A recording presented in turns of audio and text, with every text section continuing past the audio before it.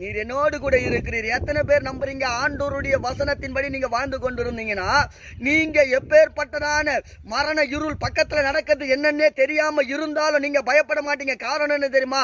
தேவனாகிய கர்த்தர் உங்க கூட இருக்கிறார். அவருடைய வசனம் அதுதானே சொல்லுகிறது, பயப்படாதே நான் உனக்கு துணை நிற்கிறேன் என்று சொன்னவர் அவர் தானே. அப்ப அந்த வார்த்தையை கை கொண்டு வாழ்ந்து கொண்டிருக்கிற உங்களையா தேவன் கைவிடுவார்? கையை உயர்த்தி சொல்லுங்க, மரண இருளின் பள்ளத்தாக்கில் நடந்தாலும் பொல்லாப்புக்கு நான் பயப்பட மாட்டேன். காரணம் என்ன தெரியுமா?